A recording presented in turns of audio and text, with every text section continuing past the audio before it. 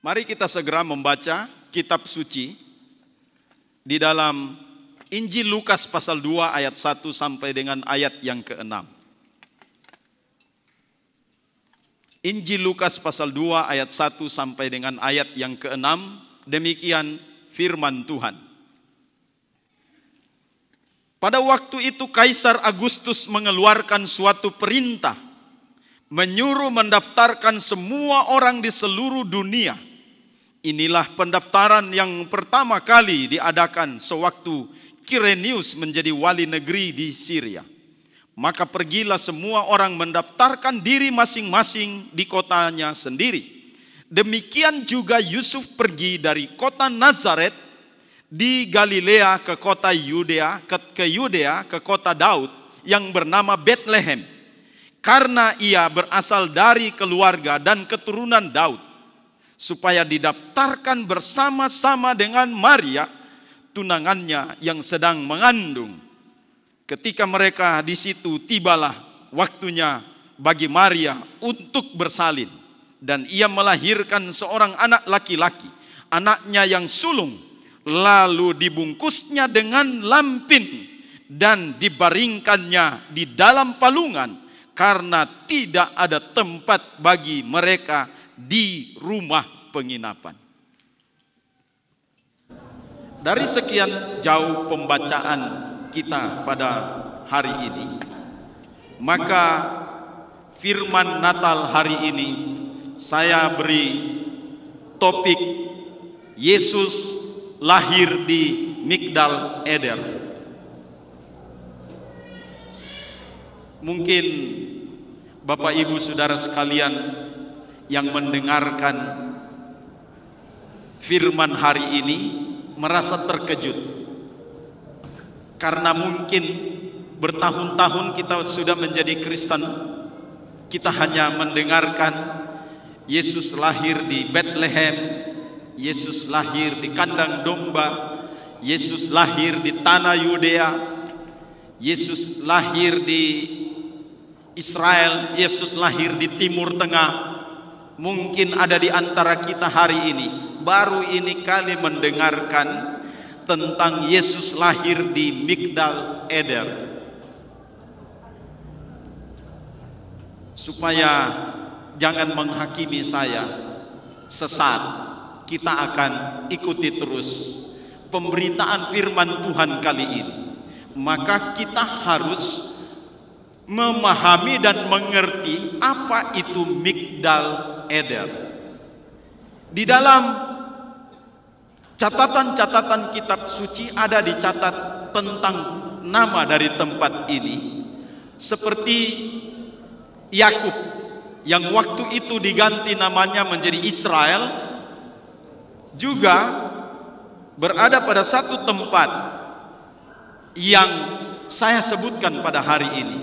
Kalau kita membaca di dalam Kejadian pasal 35 ayat 21, mari kita lihat, saya menjelaskan etimologi dari Migdal Eder. Apa sebenarnya Migdal Eder? Kejadian 35 ayat 21 berkata begini: sesudah itu berangkatlah Israel, atau Yakub yang diganti namanya Israel, lalu ia memasang kemahnya di Migdal Eder. Oleh Lembaga Alkitab Indonesia masih menyebut atau menerjemahkan dari teks aslinya itu Migdal Eder. Tetapi kalau kita maju pada pembacaan berikutnya dalam kitab Nabi Mika, kalau kita sudah masuk pada kitab Nabi Mika, Nabi Yesaya, Nabi Daniel, nah ini kita sudah mulai mengerucut pada nubuatan tentang kelahiran Sang Mesias. Karena kita kenal tiap hari Natal itu dibacakan Yesaya 7 ayat 14, Mika 5 ayat 1. Kemudian kitab Daniel pasal yang ke-9. Ya, juga pasal yang ke-12. Di situ ada rentetan dari nubuatan-nubuatan tentang Sang Mesias. Maka dalam Mika pasal 4 ayat yang ke-8, saya akan membacakannya bagi kita sekalian. Dalam Mika pasal 4 ayat 8, perhatikan baik-baik. Dan engkau, hai menara kawanan domba, hai bukit putri Sion, kepadamu akan datang dan akan kembali pemerintahan yang dahulu, kerajaan atas putri Yerusalem. Mungkin kita tidak mendapatkan nama dari Migdal Eder dalam pembacaan tadi, tapi sebetulnya kalau kita melihat dalam teks aslinya, di situ ada ditulis Migdal Eder. Tapi kali ini oleh Lembaga Alkitab Indonesia menerjemahkannya kawanan, menara kawanan domba. Jadi sebetulnya dalam tulisan menara kawanan domba itu diterjemahkan dari kata Migdal Eder dari teks aslinya. Ya, kalau saya mau seragamkan dengan Kejadian 35 ayat 21, maka ayat ini berbunyi seperti ini. Dan engkau, hai Migdal Eder, hai bukit putri Sion, kepadamu akan datang dan akan kembali pemerintahan yang dahulu, kerajaan atas putri Yerusalem. Jadi sebenarnya ini adalah nubuatan tentang kerajaan Mesias yang akan datang, yang penuh dengan kemuliaan sorga. Karena setiap nabi-nabi yang menubuatkan tentang kedatangan Mesias itu, mereka atau bangsa Yehuda ini mendapatkan tekanan yang sangat besar. Karena kita tahu pasca pemerintahan Salomo, kerajaan terpecah menjadi 2 bagian. 10 suku Israel Utara dan 2 suku Israel Selatan. Israel Utara mengambil ibu kotanya Samaria, kemudian Israel Selatan mengambil ibu kotanya Yerusalem. Dan 2 yang sudah terpecah belah ini mulai saat itu saling bermusuhan sampai kedatangan Mesias. Makanya kalau kita melihat dalam teks orang Samaria yang murah hati, sebenarnya itu menyentil tentang 2 suku yang tidak pernah aman. 2 suku ini bagaikan Tom and Jerry yang selalu tidak pernah aman. Ada saja yang mereka buat. Karena dua komunitas ini saling bermusuhan satu dengan yang lain. Tetapi saya tidak berbicara tentang itu. Tetapi saya berbicara setelah itu, kerajaan Israel Utara ditawan ke Assyria. Kemudian kerajaan Selatan, ya, yang menyebut bangsa Yehuda atau Yahudi, itu dibawa ke Babilonia, digantikan dengan kerajaan Media Persia. Mereka dibawa di pembuangan. Saat-saat dalam tekanan bangsa yang dijajah seperti ini, muncul nabi-nabi bernubuat akan datang nanti pada akhirnya ada Mesias, raja yang datang yang akan memulihkan keadaan kita. Kira-kira kalau firman ini saya kontekskan kepada kita yang susah sekali, yang dalam tekanan, mau kemana saja tidak bisa, ya, ada ancaman-ancaman. Sekarang dunia dalam ancaman yang besar. Dunia sedang ada dalam ancaman gelombang corona yang ketiga, di mana virus yang sudah bermutasi, ya, virus varian Omikron itu sudah merajalela dan ditakuti saat ini. Dan semua ketakutan itu membungkus setiap komunitas, membungkus setiap bangsa. diliputi dengan ketakutan, seolah-olah ada kegelapan yang datang. Tetapi kita harus terinspirasi di dalam Natal ini bahwa Yesaya 60 berkata, bangkitlah menjadi teranglah karena terangmu datang. Katakan amin. Kita tidak perlu takut dengan apapun juga, dengan situasi apapun juga. Memang sudah beginilah dunia kita yang kita tinggal ini, diliputi dengan kegelapan, ketakutan, kekelaman menutupi bangsa-bangsa. Varian Omikron sedang menutupi bangsa-bangsa, tetapi terang Tuhan terbit atasmu, dan bangkitlah menjadi teranglah.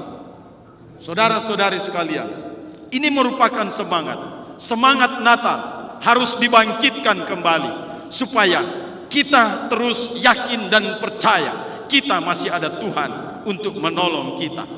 Nah, para nabi bernubuat untuk Sang Mesias yang akan datang, di mana? Di Migdal Eder dan Mika 5 ayat 1. Ya, kita maju. Ini sudah jelas nubuatannya Yesus lahir di Migdal Eder. Mika 5 ayat 1. Tetapi engkau, hai Betlehem Efrata, hai yang terkecil di antara kaum-kaum Yehuda, daripadamu akan bangkit bagiku seorang yang akan memerintah Israel, yang permulaannya sudah sejak purbakala, sejak dahulu kala. Di sini baru disebut tentang Betlehem Efrata yang terkecil di antara kaum Yehuda. Nah, di sini kita sudah melihat geografis. Kita akan belajar tentang geografis kelahiran Yesus. Yang jelas begini, kalau saya ambil dalam skop yang paling besar adalah Yesus lahir di Timur Tengah. Ya, tidak ada yang bisa membantah, karena ini letak geografis yang luas di Timur Tengah. Ya, mau di Yordania ke atau di Yaman atau di mana, masih di Timur Tengah. Ya, kita mau buat lagi pemetaan secara sempit. Ya, kalau saya katakan Yesus lahir di Israel, nah, sudah sempit. Israel yang mana? Israel Utara atau Israel Selatan? Nah, kita persempit lagi. Oke. Sesuai dengan nubuatan Mika 5 ayat 1 berkata, Yesus lahir di Yehuda. Ya betul, ini Israel Selatan. Dipersempit lagi, Yesus lahir di Betlehem. Nah, sudah di kota kecil. Efrata, nah, sudah mulai di apa namanya ini, kelurahan ya, mungkin ya. Ya, Yesus lahir di Efrata. Ya, kalau kota Tentena berarti di Sangele, karena Tentena ini ada banyak kelurahan-kelurahan. Ya, kemudian dipersempit lagi. Ternyata nubuatan Mika pasal 4 ayat yang ke-8 yang menunjukkan kepada Migdal Eder atau menara kawanan domba itu ada di Efrata. Ada di Efrata. Nah, jadi kalau saya mau kontekskan dengan sekarang, sudah kota Tentena kita sudah dapat, kemudian kelurahan Sangele, persempit lagi. Apa namanya itu? Ya. Bekasi, bukan Bekasi di apa? Di daerah Jakarta dan sekitarnya ya. Bekasi ini maksudnya di kota Tentena ini pasca kerusuhan banyak nama tempat yang unik. Swiss, seputar wilayah Sawidago. Wah. Ada lagi Belgia, belakang Gilingan atas. Yang dimaksud dengan Bekasi di kelurahan Sangele ini adalah belakang kantor sinode. Nah, sudah dekat.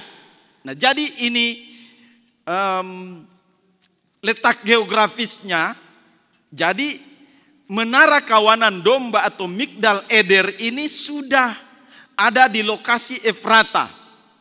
Yang menarik di sini tentang hal ini, yang akan dihubungkan nanti dengan Mika pasal 5 ayat 1, dengan ada catatan penting di situ yang terakhirnya dikatakan, yang permulaannya sudah sejak purbakala, sejak dahulu kala. Ini kita mau lacak ini, apa sebetulnya dalam ketepatan nubuatan ini, ya. Nah, kita akan melihat dulu yang permulaannya sudah sejak purbakala, sejak dahulu kala. Nah, kalau tadi kita lihat bahwa tentang menara kawanan domba, maka kita pastikan bahwa ini adalah tempat penggembalaan domba. Ya. Kemudian yang permulaannya sudah sejak purbakala, sejak dahulu kala, itu artinya apa? Ya, Kejadian pasal 3 ayat 15. Ini yang sudah firman yang pertama oleh para peneliti kitab suci. Kejadian 3 ayat 15 ini mereka sebut sebagai proto-evangelion. Apa artinya ini?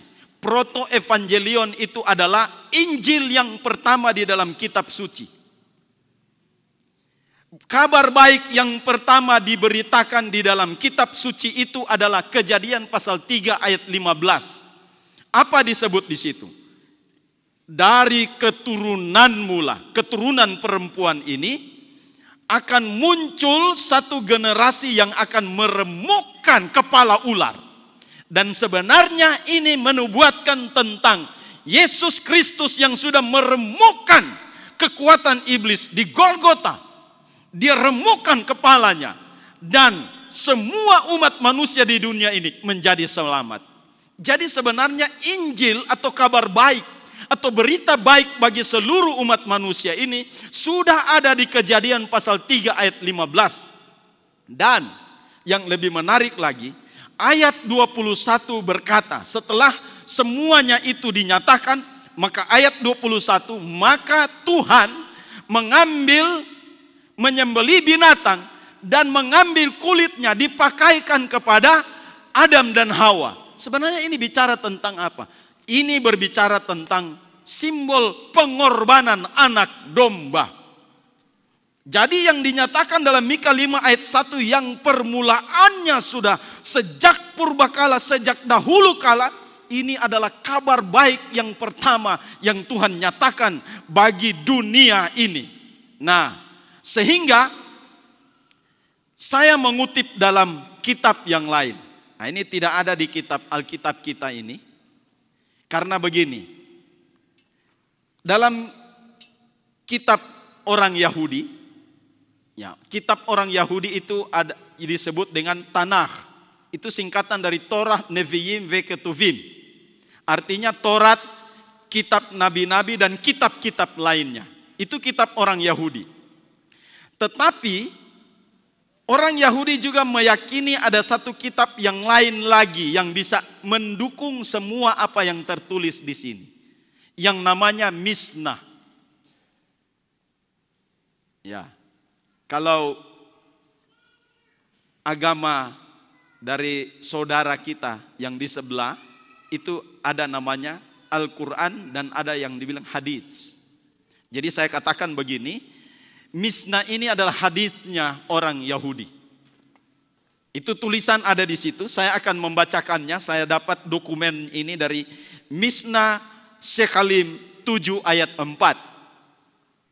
Dikatakan begini, hewan-hewan yang ditemukan atau dipelihara pada padang-padang rumput dalam jarak tertentu dari Migdal Eder adalah yang digunakan sebagai binatang korban untuk upacara di Bait Allah di Yerusalem.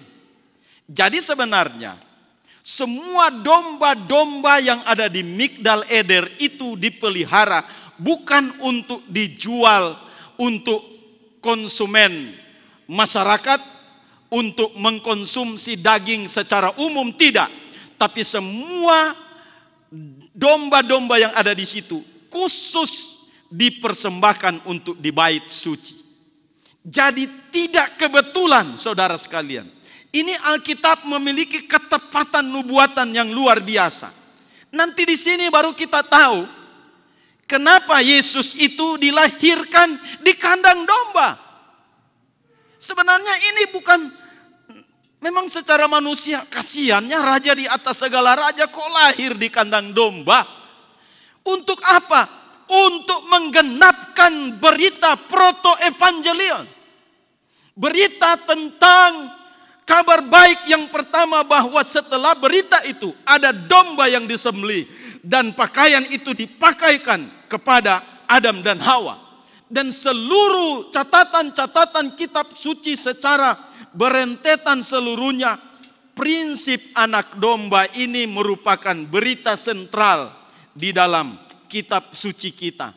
Mulai dari Kejadian sampai Wahyu, saudara baca, itu tertulis tertera tentang anak domba. Saudara baca dalam kitab Wahyu pasal 4 dan pasal yang kelima, itu 24 tua-tua dan 4 makhluk di sorga tersungkur. Karena di situ ada apa? Ada anak domba berdiri yang seperti yang telah disembelih. Semua ini bicara tentang anak domba. Jadi kitab suci kita ini bicara tentang kitab penebusan, kitab pengampunan. Dan di atas kayu salib dia katakan tetelestai, sudah selesai, sudah lunas dibayar dengan darah. Jadi kedatangan Yesus pada kali yang kedua ini adalah menebus dosa-dosa saudara, pelanggaran saudara, sehingga kita menjadi selamat. Katakan amin. Ini keselamatan yang besar, saudara-saudara sekalian. Ini satu berita yang besar, bahwa tidak kebetulan Yesus lahir di kandang domba. Untuk memperingati bahwa dia lahir di situ sebagai domba yang sesungguhnya, yang akan dibawa, dipersembahkan di bukit Golgota. Haleluya. Jadi janganlah merasa tersisih kita orang Kristen dalam iman kita, bahwa Tuhan kita lahir di kandang domba. Karena begitulah adanya penggenapan nubuatan kitab suci dari waktu ke waktu. Ishak dikorbankan sebagai Ishak dibawa ke Bukit Moria. Saya ralat kata-kata saya, bukan dikorbankan. Ishak dibawa ke Bukit Moria.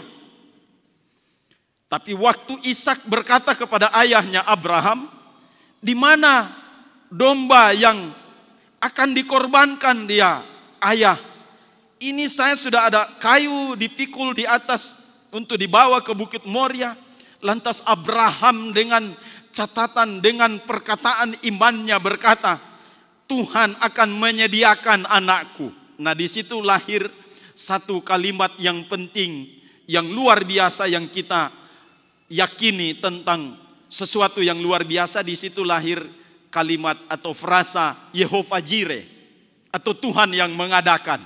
Dari peristiwa Moria, setelah Ishak ditidurkan di atas kayu-kayu korban persembahan, maka tangan Abraham mulai terangkat dan suara dari sorga menyerukan, berhenti, stop, lihat, ada anak domba yang ada di semak belukar. Ini juga berbicara tentang sebenarnya kita manusia ini yang harus dihukum mati, ditancapkan pisau, mati. Tetapi karena anugerah Allah ada anak domba yang ada di semak belukar. Itu sebabnya waktu Yohanes Pembaptis, waktu dia berjalan dan melihat Yesus dalam Yohanes pasal 1 ayat yang ke-29, lihatlah anak domba Allah yang menghapus dosa dunia. Jadi hari ini saya mau mengatakan berita dari Migdal Eder adalah berita kelahiran Yesus dan kematian anak domba Allah adalah berita penebusan satu kali untuk selama-lamanya. Bersyukurlah kita hari ini bahwa Yesus anak domba Allah memang sudah dipersiapkan di Bethlehem, kemudian juga sudah akan masuk dalam Golgota, darahnya tercurah di sana untuk menebus kita semua. Tuhan Yesus memberkati kita sekalian. Selamat Natal. Haleluya.